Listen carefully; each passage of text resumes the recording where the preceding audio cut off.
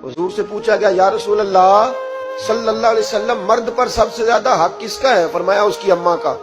ये नहीं फरमाया अम्मा और बीवी का। कहते जी मैंने बराबर बराबर लेके चलना। बराबर है ही नहीं तो तू कैसे बराबर लेके चलेगा? है ही नहीं बराबर।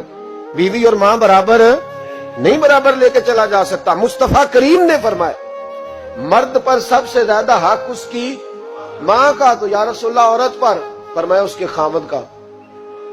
उसके लिए खाना काबा तू है और तेरे लिए खाना काबा तेरी माँ है। अब यहाँ माहौल ये बन गया कि बराबर।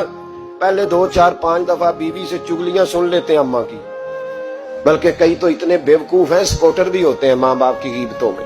कहते हैं नहीं मम्मी आखांगा अम्मा नू, गल ठीक है तेरी जो तू भी करनी, सही है बात, अब्बा जी ऐसे ही करते, मैं करूंगा बात। अब तो वो शुरू हो गई।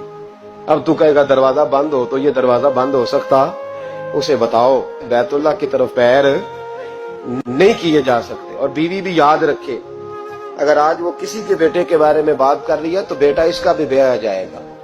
ज्यादा लंबा फर्क नहीं पड़ता, 20-22 सालों का पड़ता है, फौरी तौर पे बदला मिल जाता है। याद रखे, अगर तू जिंदगी के अंदर सही रहेगी तो तेरे लिए भी वक्त सही आएगा, और अगर तू बुरी रहेगी तो फिर तेरे हक में भी रवैये सख्त ही आएंगे। माँ बाप के साथ अच्छा रवैया रहे।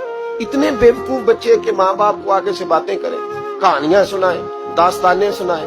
अजीब तमाशा है ना कि अब्बा जी बेचारे सरकारी अस्पताल में एड़ियां रगड़ के चले गए, और जब उनका इंतकाल हो गया अब 5 बेटे इकट्ठे हो गए, कहने लगे बरादरी को मुंह भी दिखाना है तो चने वाले चावल नहीं पकाने खत्म शरीफ पे, कोई बोटियां डाल लो, लोग क्या कहेंगे?